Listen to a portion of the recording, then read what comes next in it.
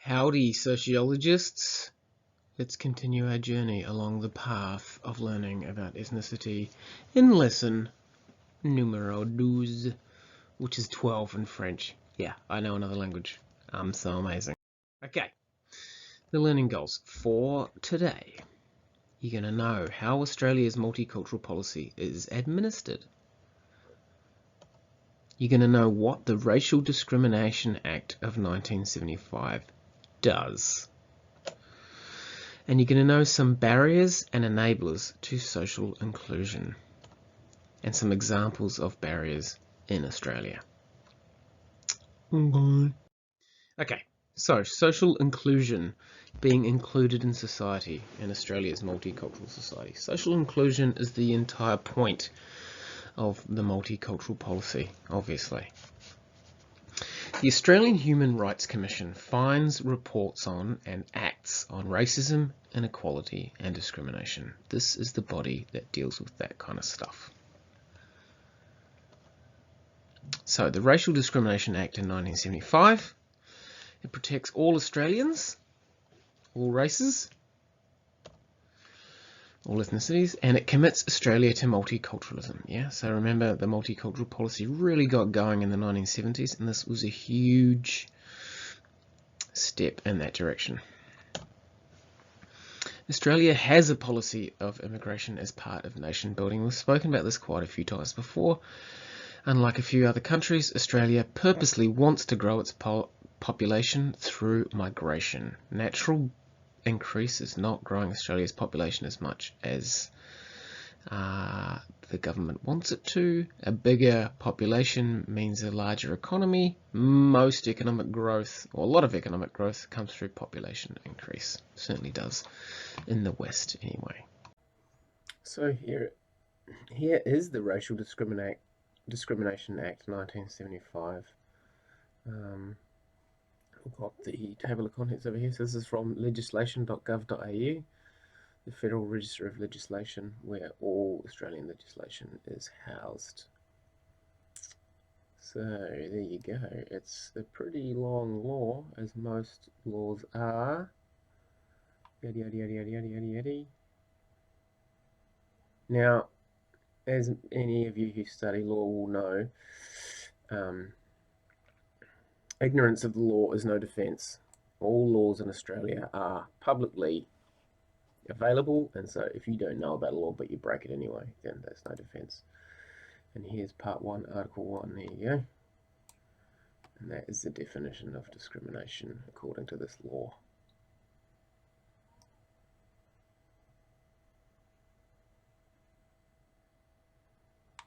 And all the amendments to it over the years. Yay! Okay, so things that can be either barriers or enablers to social inclusion. Customs and tradition. Are those customs and traditions barriers, or are they enabling? Are they open, are they flexible, or are they closed and exclusionary? Social attitudes. Are people's social attitudes towards other cultures barriers, and I want that culture, or enablers? Yeah, bring it on. And the media. Media plays a huge part in social inclusion, yeah? So certain ads, TV shows, films, news items, newspapers, social media, all plays a really big part in whether some people feel included in society, as to whether or not those things promote diversity or are closet racist, whatever. And political factors. So what's going on in the political scene? So for example, one could argue that the One Nation party run by Pauline Hanson is a barrier to social inclusion because quite often it's against a certain ethnic group. When it first raised its head, it was against Asian people, and then now it's more against Muslim Australians. Whereas perhaps other political parties, notably the two main political parties in Australia, the Liberals and Labor, are both squarely in favour of multiculturalism, and so a lot of the political policies that they put in place enable social inclusion. Now, I'm just putting this up here. This is not content knowledge for this subject, but this is just an example of what we mean when we say barriers or enablers, yeah? So this is about barriers and enablers to health services. So on the left, you've got all the barriers, things that get in the way of people accessing health services. Perhaps you've got an intellectual disability, but it's not identified, blah, blah, blah, blah, blah. And on the right, you've got all the enablers, things that improve access to health services. So just have a quick gander of that. I mean, if we could be bothered, we could spend ages of time developing one of them for social inclusion in Australia. And perhaps when we come to our case study on Sudanese, I might do something like that. But that just gives you an example of the kinds of things that are barriers or enablers. And in this example, it's health.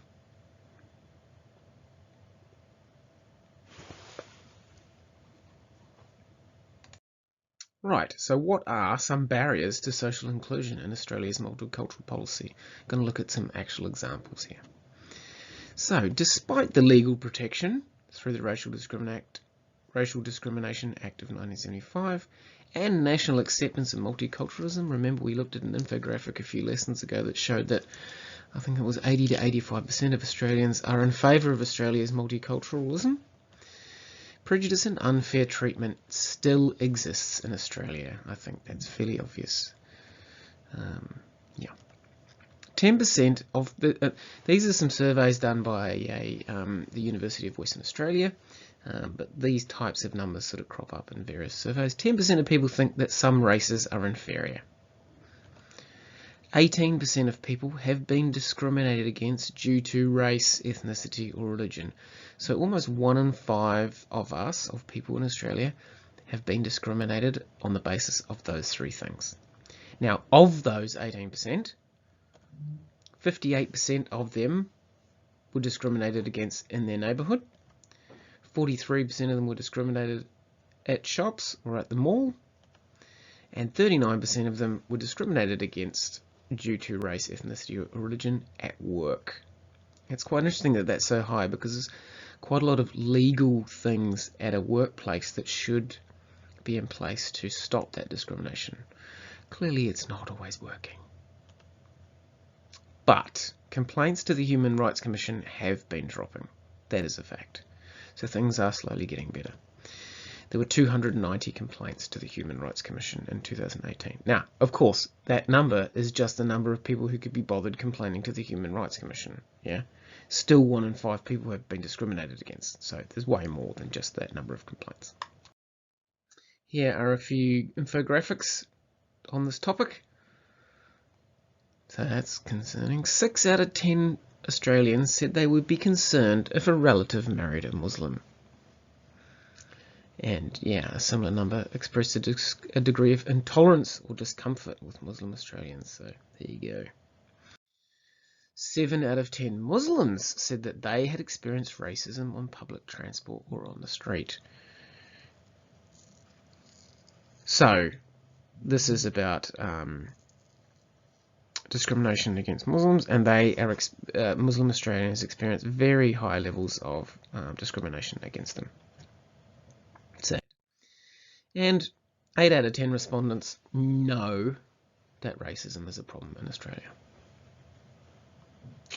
And here's a really cool little, the name of this organisation is rather hilarious.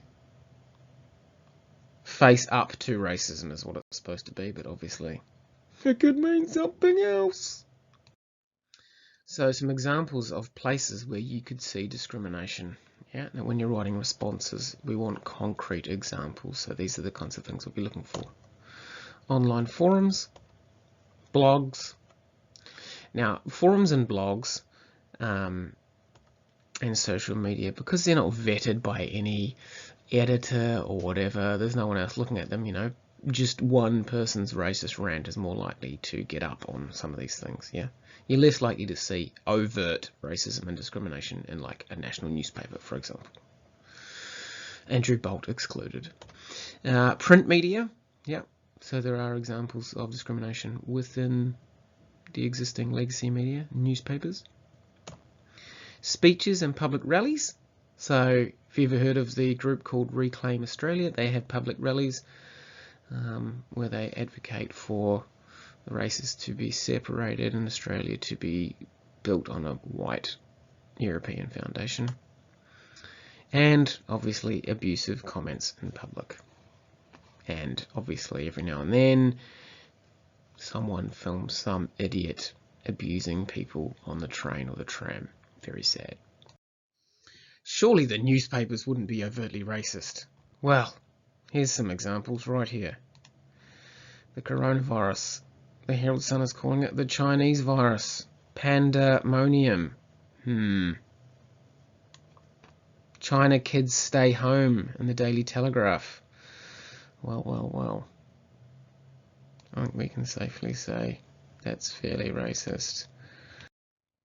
In the Australian, this is from 15 years ago, blacks find ways to get high. Talking about the fact that there is some petrol sniffing that goes on in some remote Indigenous communities, and the headline in the Australian, blacks find ways to get high. And here's another one. I don't know which newspaper this is from, but there you go. Blacks burn Aussie flag. Questionable. Okay. We're going to look at some video from one of the main news sources. I think it's Channel 7 News.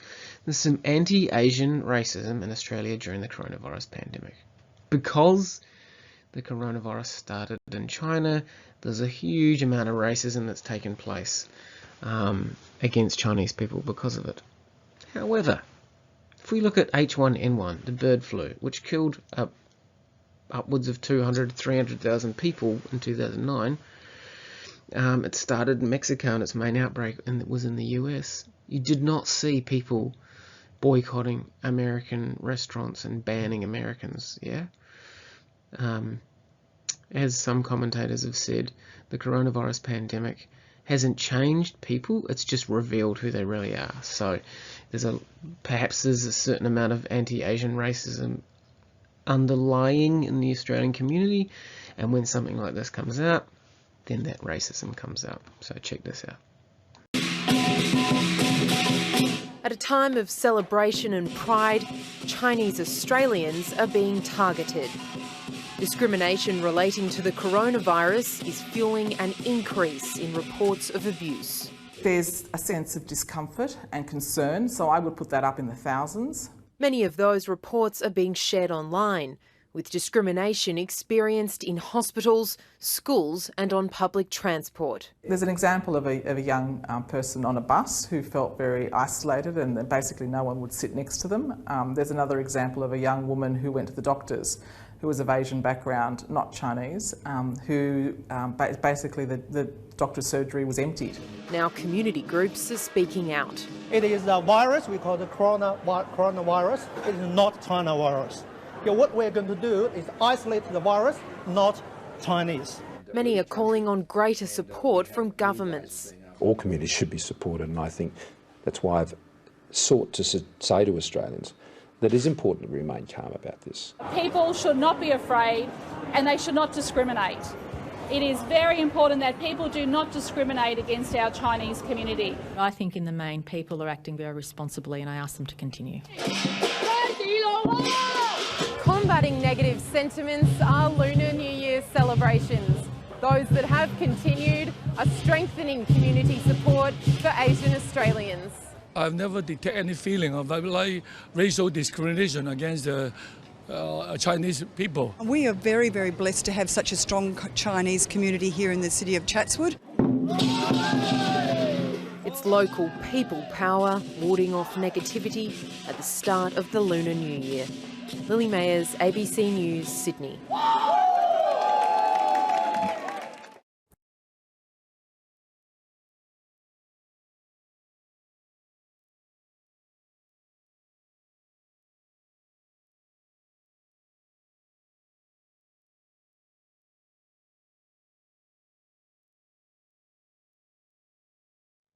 Okay, today's reflection activity, you're going to do a KWLH chart on multiculturalism in Australia. So you just create that chart and put at least one thing under each heading. What do you know? What do you want to know? What did you learn, and how did you learn it about multiculturalism? Did you learn it from me telling you, from you writing it down, from watching a video, doing activity? Maybe you learned it out on the street. I don't know. You tell me. Right, our homework for today, our regular content tests. So sort of every 6 or 7 pages or whatever, I'm going to get you to complete a content test. This is freely open for anybody, doesn't need to be from my school. So if you click on this link, you'll be able to complete this quiz and you'll get your results back. I want you to keep doing that quiz until you can get 100%. Yeah, just like with your times tables, if you repeat that over and over again, you will learn it. For those keen bean homework machines, read pages 100 to 101 in the Social Education Victoria VCE 3-4 Sociology textbook and have a look at this video. This is about systemic racism, Australia's Great White Silence. Really awesome TED talk. TEDx are independently organised TED events, and this one was organised by the Queensland University of Technology, so check that out. There's the link there, Racism 2020. As always, I thank you so much for participating in this lesson, and I want you to keep it real.